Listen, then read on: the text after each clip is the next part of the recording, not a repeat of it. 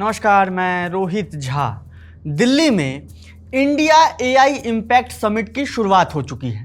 ये एक global event है जिसका मकसद दुनिया भर के इंडस्ट्री लीडर्स, पॉलिसी मेकर्स और इनोवेटर्स को साथ लाना है।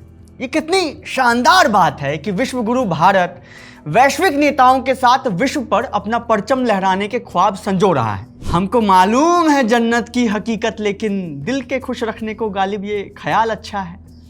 एआई समिट में पहुंचकर फ्रांस के राष्ट्रपति इमैनुएल मैक्रोन मुंबई के सड़कों पर दौड़ते हुए नजर आते हैं। ये ठीक बात नहीं है कि मैक्रोन भारत के ही समिट में आकर भारत के नेताओं के फिटनेस को ललकार रहे हैं। मैं चाहता हूं कि हमारे प्रख्यात नेता मनोज तिवारी आगे आकर फिर से पुशअप लगाकर मैक्रोन के फिटनेस प्रदर्शन की सारी हेकड़ी निकाल सकते हैं।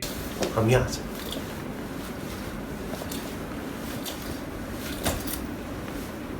फिट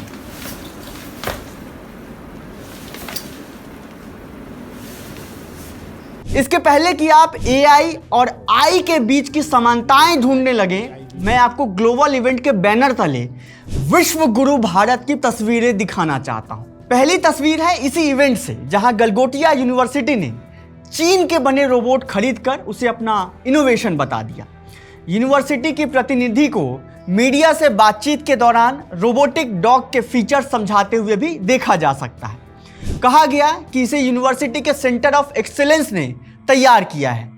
बाद में खबरें आईं कि यह असल में चीनी कंपनी यूनिट्री का मॉडल है, जो बाजार में आसानी से 2-3 लाख रुपए में उपलब्ध है। सोचिए कि चीन से युद्ध जैसे वातावरण में सेना को जो उचित समझो वो करो का निर्देश देकर और चीन का ही रोबोटिक कुत्ता भारत में टहलाकर हम चीन से एआई में मुकाबला करेंगे। कमाल की बात है। निश्चित तौर पे ये ग्लोबल समिट नहीं बल्कि ग्लोबल शर्म का विषय है। लेकिन मैं आपको अब विश्व गुरु भारत की दूसरी तस्वीर की तरफ लिए चलता हूं। यूपी के महोबा में एक सरकारी स्कूल के मिड डे मील में 1 बाल्टी पानी में 2 पैकेट दूध मिलाकर बच्चों को पिलाया जा रहा है।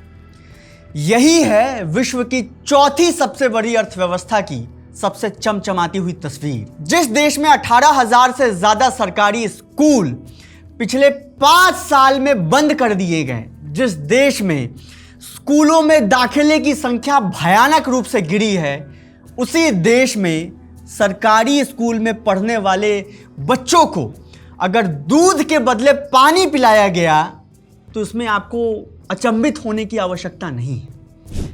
तो चलिए अब मैं आपको महाराष्ट्र लिए चलता हूं। यहां शिंदे गुट में शिवसेना के विधायक है अब्दुल सत्तार। छत्रपति संभाजी नगर जिले के रहीमाबाद गांव में शिवरात्रि के अवसर पर अब्दुल सत्तार अपने विधानसभा क्षेत्र के एक मंदिर में दर्शन करने पहुंचते हैं। पहले उनका विरोध किया जाता है, लेकिन बाद में उनके जाने के बाद मंदिर परिसर को गौमूत्र छिड़क कर शुद्धिकरण किया जाता है। यह सब कुछ उसी महाराष्ट्र में हो रहा है जहां की गठबंधन की सरकार में शिंदे गुट की शिवसेना भी शामिल है। और उसी के एक विधायक के मंदिर जाने पर गौमूत्र छिड़क कर शुद्धिकरण सिर्फ इसलिए किया जाता है क्योंकि विधायक दूसरे धर्म से आते हैं। क्यों ना बड़ी सी स्क्रीन लगाकर ग्लोबल इवेंट में दुनिया भर के नेताओं को भारत की इस तस्वीर को भी दिखाया जाए। अगर आपको इस देश में एआई की संभावनाएं समझनी हो तो आपको विश्व गुरु भारत की चौथी खबर पर अपनी निगाह दौड़ानी हो।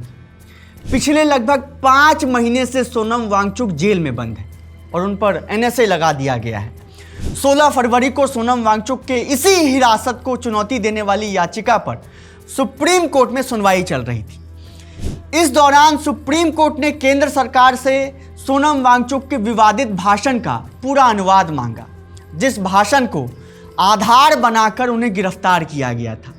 उसके बाद जो अनुवाद पेश किया गया उस पर जज साहब ये कहते हुए बिफर गए कि अनुवाद 7 से 8 मिनट का है, जबकि मूल भाषण केवल 3 मिनट का है।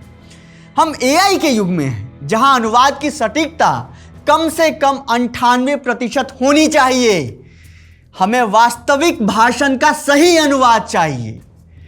अब आप जरा कल्पना कीजिए कि सोनम वांगचुक को जेल में बंद रखने की दलील देते हुए सरकार एक सही अनुवाद तक सुप्रीम कोर्ट में पेश नहीं कर पाती और कोर्ट को यह कहना पड़ रहा है कि हम एआई के युग में है भाई साहब, ये क्या कर रहे हैं आप। दिलचस्प बात यह है कि यह सब कुछ लगभग उसी वक्त हो रहा था जब दिल्ली में एआई इम्पैक्ट समिट का मंच सजा था और तमाम चकाचौंध के बीच एक पीआर इवेंट की सारी कवायदें चल रही थी। दुनिया के कई देश अपना एआई मॉडल बनाकर भारत की ओर देखना शुरू करते हैं क्योंकि भारत ही उनका सबसे बड़ा उपयोगकर्ता बन सकता है। एआई में भयानक रूप से पिछड़ चुके देश के महिमा मंडन के गीत मैं नहीं गाऊंगा। निश्चित तौर पर इस देश में अपार संभावनाएं हैं, लेकिन उन्हीं संभावनाओं को इस देश के नेताओं ने अपने कर कमलों से कुचल दिया है।